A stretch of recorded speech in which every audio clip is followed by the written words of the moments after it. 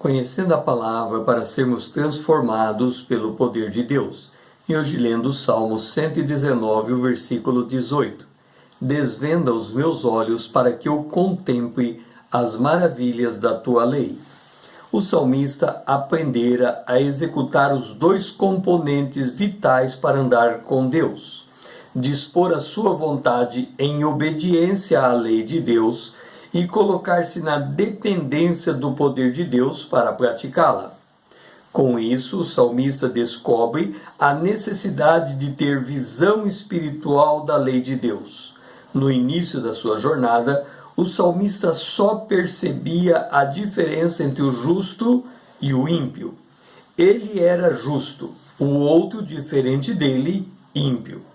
Ele andava no caminho de Deus, o ímpio no da falsidade.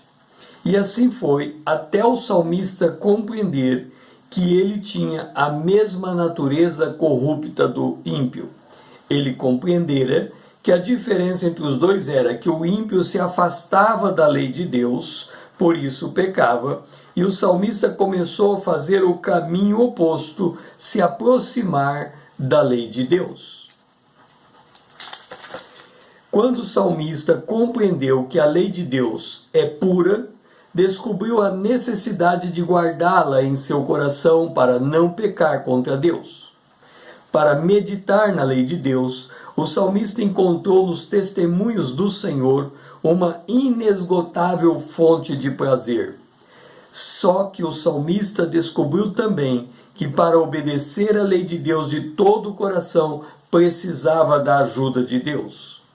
A oração do salmista passou a objetivar a vida de Deus no seu interior. Ele clamava ao Senhor que o vivificasse. Agora que aprendera a andar na dependência de Deus, sua oração é para que o Senhor desvendasse seus olhos para as maravilhas da lei de Deus. Está no verso 18. O sábio Salomão nos explica que os olhos do sábio estão na cabeça.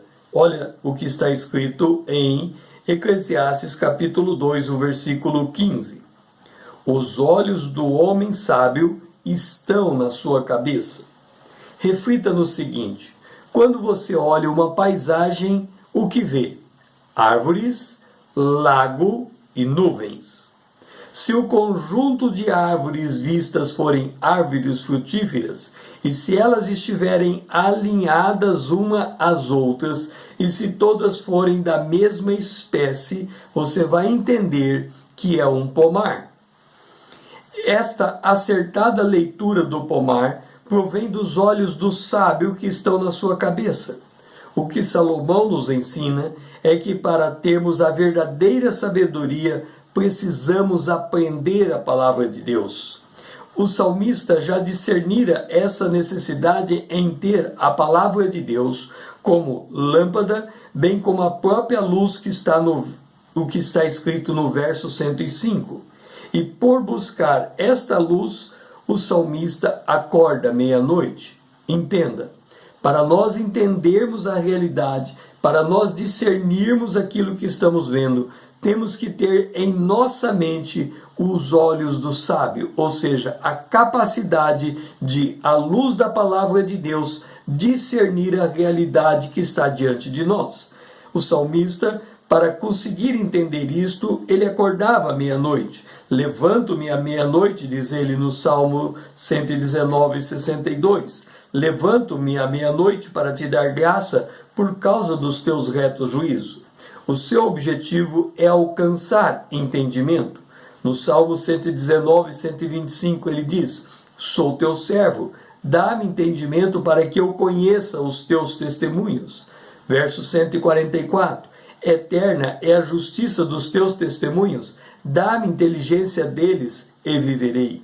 À medida que o salmista compreende a relação entre a oração e o entendimento da palavra, seu tempo na presença de Deus aumenta. Salmo 119, 147. Antecipo-me ao alvorecer do dia e clamo na tua palavra, espero confiante. Salmo 119, o verso 148, os meus olhos antecipam as vigílias noturnas para que eu medite na tua palavra. Salmo 119, 164, 7 vezes no dia eu te louvo pela justiça dos teus juízos. Se contarmos, o salmista buscava a presença de Deus 10 vezes por dia, 7 vezes para louvar, à meia-noite para meditar, na madrugada para clamar a Deus e no final da tarde para meditar. É provável que os 7 momentos de louvor fossem curtos, pois o salmista tem as suas atividades diárias para atender. A lição que o salmista nos dá é que, para podermos achar tempo para Deus em nossa agenda, nós temos que ter disposição de inserir Deus nesta agenda. Esta disposição será tanto maior quanto maior for nossa compreensão da dependência de Deus. 7 vezes no dia eu te louvo pela justiça dos teus juízos. O meu nome é César, usando a internet para com você compartilhar a palavra de Deus.